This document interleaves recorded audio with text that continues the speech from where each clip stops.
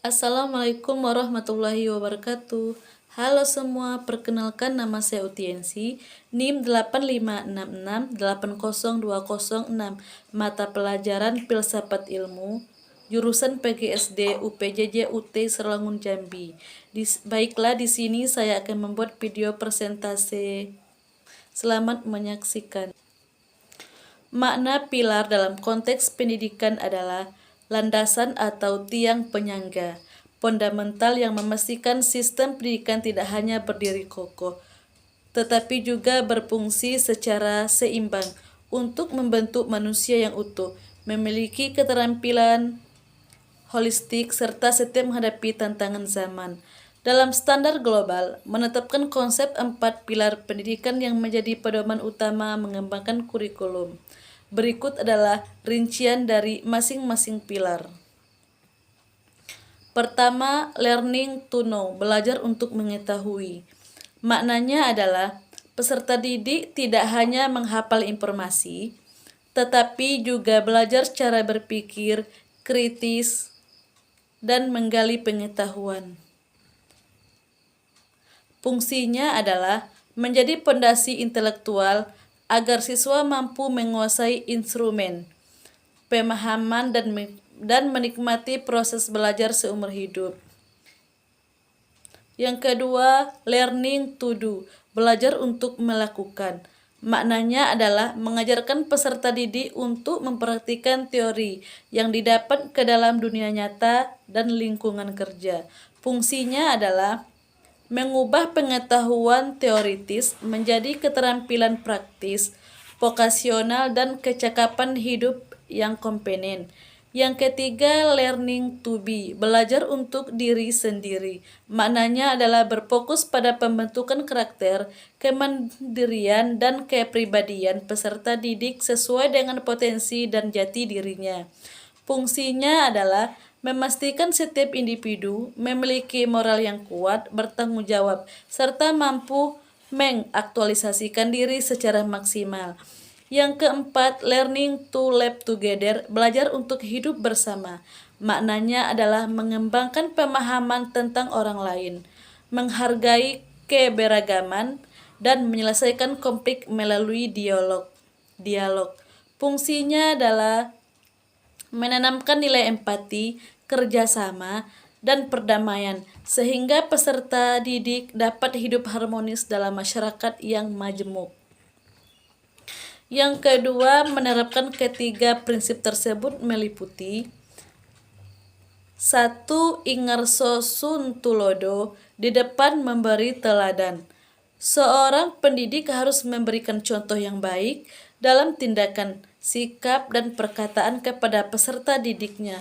Karakter dan budi pekerti anak akan terbentuk dari apa yang mereka lihat. Yang kedua, ing media mangun karso, di tengah membangun prakarsa atau semangat. Pendidik berada di antara murid-muridnya untuk menciptakan ide, membangkitkan motivasi, dan memelihara semangat belajar.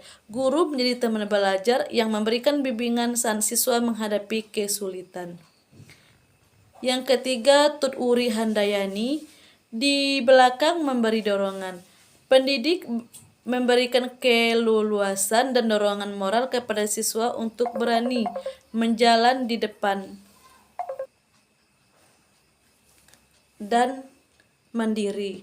Pendidik berfungsi sebagai fasilitator yang menguatkan potensi anak tanpa mengekang. Yang ketiga, menerapkan prinsip pendidikan di era digital sangat relevan untuk membekali siswa dengan kecakapan abad ke-21. 1. Pembelajaran daring. Relevansi memungkinkan akses tanpa batas ke sumber belajar global, meningkatkan fleksibilitas waktu, dan menunjang pemahaman visual siswa. Tantangan, keterbatasan infrastruktur, tingginya potensi kejenuhan, serta menurunkan fokus belajar. Strategi guru, menerapkan metode hybrid blended learning, merancang tugas interaktif, dan mengevaluasi metode belajar secara berkala. Yang kedua, literasi digital. Relevansi kecakapan ini mencakup kemampuan mengakses, mengevaluasi digital skill, memahami digital kultur, dan menggunakan dengan nama atau etis. Tantangan, maraknya misinformasi hoax dan plagiarisme di kalangan belajar. Strategi guru, mengintegrasikan pendidik etika siber dan melatih nalar kritis siswa dalam setiap menugasan riset daring. Karakter peserta didik. Relevansi pendidik karakter berfungsi sebagai pondasi agar siswa tetap belajar empati, santun, dan bertanggung jawab di dunia maya maupun nyata. Tantangan, sikap individualis, menambah nilai disiplin daring, dan memantau interaksi sosial siswa selama proses pembelajaran berlangsung. Yang keempat, peran guru.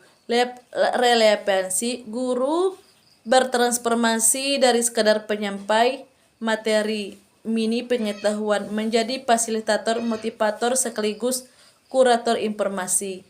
Tantangan, tuntunan penguasaan teknologi yang cepat dan adaptasi gaya ganjar baru yang sesuai dengan psikologi generasi digital.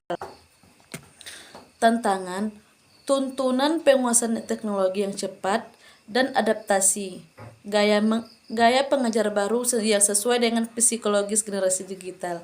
Strategi guru, mengembangkan kreativitas pedagogis dan memanfaatkan analisis data untuk mempersosialisasi pembelajaran. Baiklah, ini saja video presentasi saya. Wassalamualaikum warahmatullahi wabarakatuh.